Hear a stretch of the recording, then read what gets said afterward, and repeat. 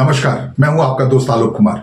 अभिवादन स्वीकार कीजिए मेरा। अमेरिका ने रविवार के तड़के जिस ढंग से ईरान के परमाणु संयंत्र तथाकथित परमाणु संयंत्रों पे जगहों पे 3 जगहों पर बम्बार्डिंग की है, अद्भुत बम्बार्डिंग की है, बंकर बम्बार्डिंग की है। उसके नीचे कहते हैं 200 फीट नीचे तक जो कुछ भी होगा तबाह हो गया होगा। दृश्य सामने आया है, वीडियो सामने आया है। लेकिन अमेरिका आया क्यों इस युद्ध में? क्या ये युद्ध का नतीजा ऐसा निकलेगा कि जो हाल हुआ सद्दाम हुसैन का इराक में, जो हाल हुआ लीबिया में कर्नल गद्दाफी का, वही हाल आयतुल्लाह अली खामेनेई का होने वाला है? ये समझने वाली बड़ी बात है। या फिर अमेरिका के इस युद्ध में उतरने से क्या नतीजे निकलने वाले हैं? जब अमेरिका के राष्ट्रपति डोनाल्ड ट्रंप ने कहा था कि 2 हफ्ते तक इंतजार करेंगे, तो ऐसा क्या हुआ अचानक से उन्होंने दूसरे ही दिन, इजराइल ने कौन सा दबाव डाला अमेरिका पे कि उन्होंने दूसरे ही दिन वो अपना प्रण छोड़ दिया कि 2 हफ्ते का जो समय दे रहे हैं वो नहीं, 2 दिन में ही उन्होंने फैसला लिया। वैसे पलटने के लिए मशहूर है डोनाल्ड ट्रंप, या ये एक रणनीति का हिस्सा था। लोग मान रहे थे वो आएगा देर सवेर, लेकिन कहते हैं कि इजराइल ने इस कदर दबाव बनाया अमेरिका पर। इजराइल एक पार्टनर है अमेरिका का, समझ लीजिए। जो जीव्स हैं, यहूदी हैं, अमेरिकी प्रशासन वही चलाते हैं। जितने संयंत्र हैं, जो कुछ भी हैं, एक पार्टनर सा है। इजराइल जहां होता है वहां अमेरिका होता है, ये लोग मान के चलते हैं विश्व राजनयिक की स्थिति में। लेकिन इजराइल अब तक अकेला लड़ रहा था ईरान से। ईरान पर तबाही का फैसला उसने लिया था। इसका जवाब में ईरान का जो पलटवार है वो बड़ा ताकतवर है। इसकी उम्मीद दुनिया को नहीं थी, इसलिए अमेरिका बीच में आएगा ये उम्मीद लोग कर रहे थे। लेकिन इतनी जल्दी आ जाएगा, कहते हैं इजराइल ने कहा कि कोई जरूरत नहीं है। जैसे ही राष्ट्रपति डोनाल्ड ट्रंप ने कहा कि 2 हफ्ते का समय लेंगे, उन्होंने कहा कोई जरूरत नहीं, आप आए ना, मैं नहीं पढ़ लूंगा, मैं अकेले सक्षम हूं। अगर इजराइल अकेले आता और बिल्कुल माइनस अमेरिका आता, तो आने वाले दिनों में इजराइल और अमेरिका का फासला बढ़ता। इस दबाव से बचने के लिए डोनाल्ड ट्रंप की सरकार ने तय किया कि दूसरे ही दिन वो रविवार के तड़के अपने जो बमवर्षक विमान है, जो भी बम्बार्डिंग है, जो हेवी बम्बार्डिंग है, बंकर तोड़ बम्बार्डिंग, उसमें आया। लेकिन क्या अमेरिका के इससे आने से क्या दुनिया में विश्व युद्ध, तीसरे विश्व युद्ध की शुरुआत है? ये बहुत सारे लोग पूछ रहे हैं, बहुत सारे अटकलें हैं। एक और यूक्रेन रूस लगा पड़ा है, लड़ रहा है, एक दूसरे को मारने पर आमदा है। दूसरा इजराइल और जो फिलिस्तीन की लड़ाई है, जिसमें बहुत एक अमानुषिक स्थिति में पहुंच गई है। वहां बहुत ही बुरी तबाही का आलम चल रहा है। तीसरा मोर्चा खुला था भारत और पाकिस्तान के बीच, जो सिर्फ 48 मिनट में जिसका समाधान निकल आया।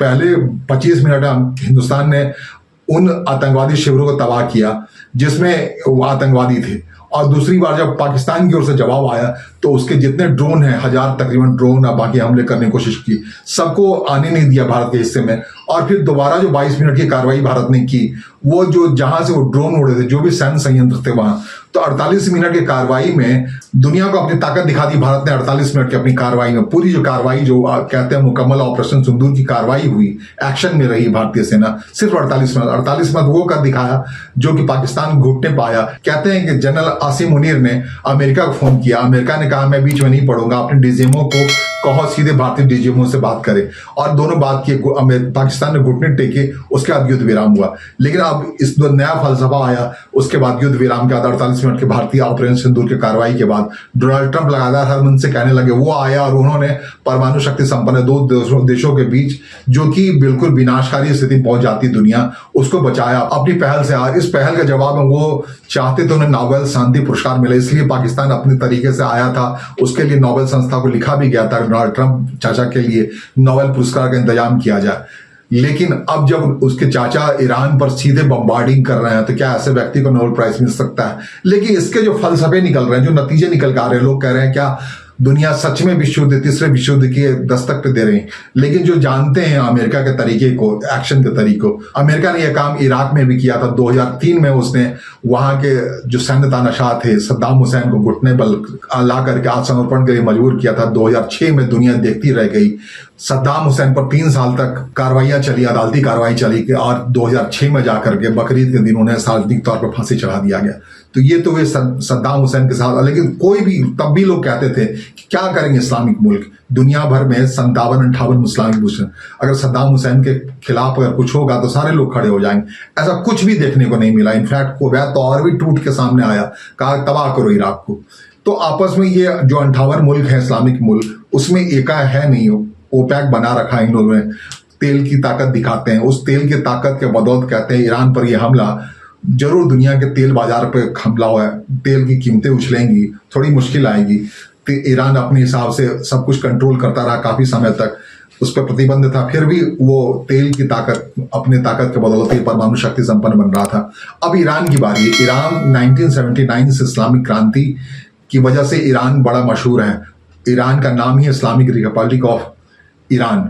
तो दुनिया में लगभग पहला ऐसा देश है जिसने इस्लाम के चार्टर के अनुरूप देश का कैसा कैरेक्टर होना चाहिए, उस अनुरूप इस्लाम को, ईरान को ढाल रखा है। और उसके सर्वोच्च नेता जो है आयतुल्लाह खुमैनी, जो 85 साल के हैं। तो अब सवाल ये उठ रहा है, क्या अमेरिका अपने स्टाइल से जो काम उसने लीबिया में कर्नल गद्दाफी के खिलाफ किया, इराक में जो काम उसने सद्दाम हुसैन के खिलाफ किया, क्या यही काम वो ईरान में आयतुल्लाह खामेनेई के खिलाफ करने जा रहा है, जो उसके राष्ट्रपति हैं। 1979 के बाद से जो वहां इस्लामिक स्वरूप की सत्ता बनी है, जहां बिल्कुल पर्दा है, सब कुछ बंद है, वहां पे इस्लामिक कैरेक्टर का अनुरूप लोग ढाल रहे हैं। उसके बड़े आदर्श नेता माने जाते हैं आयतुल्लाह खुमैनी।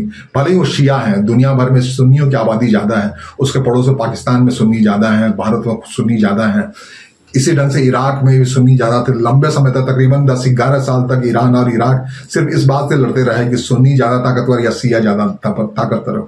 ये लड़ाई ईरान इराक की बड़ी मशहूर थी। इसके बीच में जॉर्ज डब्ल्यू बुश का पदार्पण हुआ, जिन्होंने व्यक्तिगत खुंदक की वजह से कहते हैं सद्दाम हुसैन को फांसी की जगह तक पहुंचाया। लेकिन तब भी कोई इस्लामिक देश ऐसा उमड़ के नहीं आया, इस्लामिक समूह के लोग ऐसे उमड़ के नहीं आए जो अमेरिका को ऐसी कार्रवाई से रोक पाए। तो लोग पूछ रहे हैं, क्या ये आगाज है तीसरे विश्व युद्ध का, या फिर उसी दशा का आगाज है जैसे आयतुल्लाह खुमैनी को वही हर्ष होने वाला है जो लिबिया कर्नल गद्दाफी का हुआ था, या फिर आयतुल्लाह खामेनेई का वही हर्ष होने वाला जो लिबिया में कर्नल गद्दाफी का हुआ था, या फिर इराक में सद्दाम हुसैन का हुआ था।